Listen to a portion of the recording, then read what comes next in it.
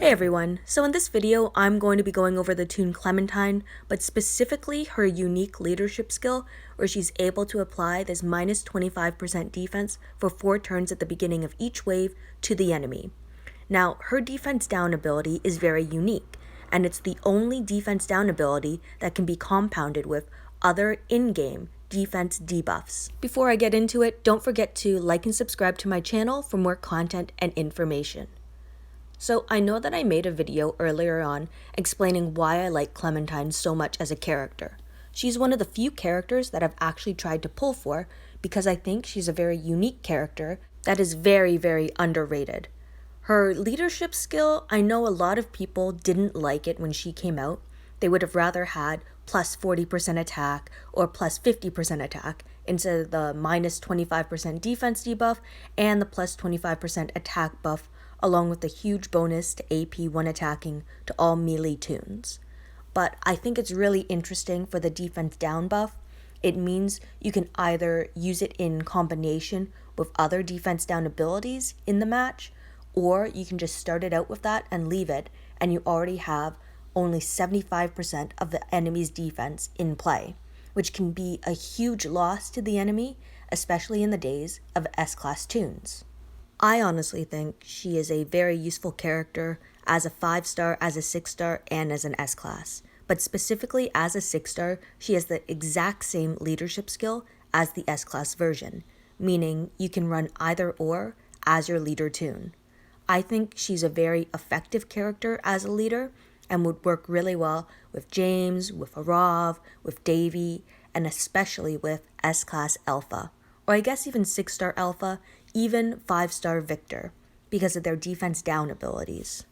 Now, an important piece to note is that even though the minus 25% defense down is in combination with, let's say, Alpha, who does minus 50% defense to all enemies excluding the initial target, it doesn't add to minus 75% defense. Instead, it's minus 63% defense, because you take the 25% and you multiply it by the 0.5, which gives you 12.5, it rounds to 13, and then you add in the 50 after. So then you get a total of 63% defense down. So throughout this video, I'm just going to showcase how an attack team like this could be very effective. And to be honest, Alpha, you don't need to use specifically her. I'm using her and showcasing her because I think she is an amazing toon, and she's definitely a game-changing toon in my opinion.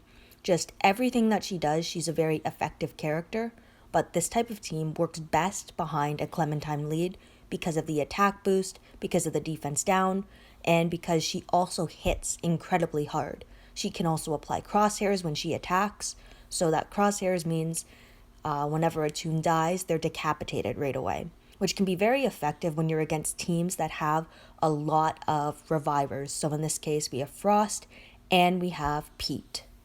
Now, keep in mind in all the film that I'm going to be showing you, all these toons are basically maxed out.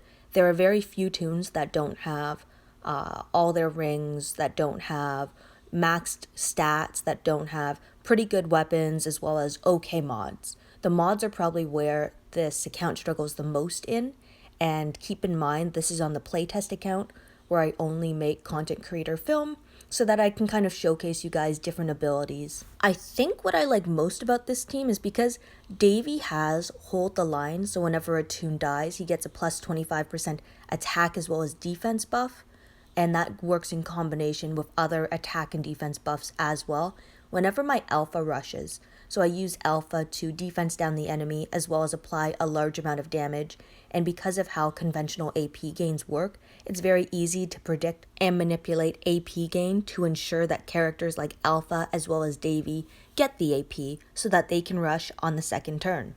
So back to my Hold the Line portion. Whenever Alpha rushes, because I'm trying to A, kill a toon, and B, apply the defense down, if she ends up dying from something like reflect damage because she is using basic attacks in order to apply her rush damage, she does 3 attacks and they're all basic attacks, meaning they can trigger any type of reflect type of mod. She won't trigger any weapon effects, of course, because she's a disarming character, but she ends up giving my Davy a huge attack buff, whenever she does end up dying. This of course makes Davy a more potent killer when used on attack. This whole team kind of comes together by using Clementine as a leader, because even though like a minus 50% defense debuff is very strong, by all toons on the enemy's team starting out with minus 25% defense, it means Alpha has a decent chance at killing her initial target, even if it is a bide character, or a very tanky human shield, like Frost for example. There's just so much application with a team like this, and you don't need to use Davy as the toon on this team. Like, there's so many ways to reconstruct this team to still be very effective. Like, you don't need Rick, for example. You could use 6-star Nick or 6-star Yellow Maggie with an 8% weapon.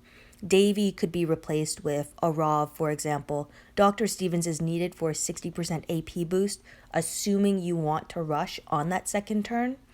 Alpha, you could do something like Harper, for example.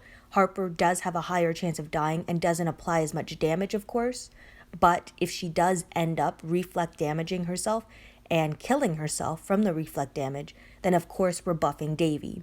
Or if we're not using Davy, then we're using a Rav, or we're using another damage dealing toon. I just think that there's a lot of opportunity to use a team like this, and there's so many different pieces that you could use in this type of team. There are so many different replacement toons. And that's a key point I want to emphasize. Even when I showcase one specific team, there are many, many toons that could fit into that specific scenario. It's just about finding toons with specific roles. I mentioned you could use Harper for Alpha. You could use 5-star Victor for her. There's just a lot of different characters that can do defense down, and because it's cumulative or multiplicative, with Clem as a leader, it just gives you a lot of chances for different opportunities. Now, it is more challenging, of course, when you throw in payback toons or bide toons, but again, there are characters that you can use to get around that. You can normalize them.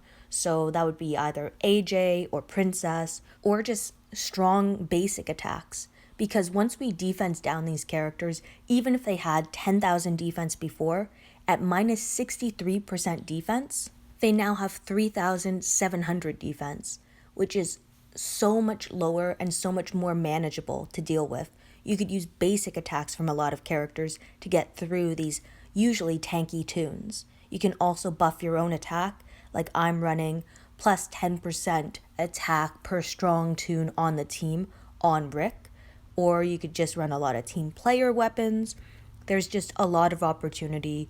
You could use a in-game buff, so someone like, I don't know, Alice, who can buff your attack by 75%. The new S-Class Dr. Stevens has Honor Roll, which means he buffs his own attack by 20% over the course of 6 turns, up to a total of 120%. And there's even a free-to-play option with this. You could use Ivanova, who is an active skill that's used on turn 2 with focus, as well as plus 25% attack to all teammates, including herself.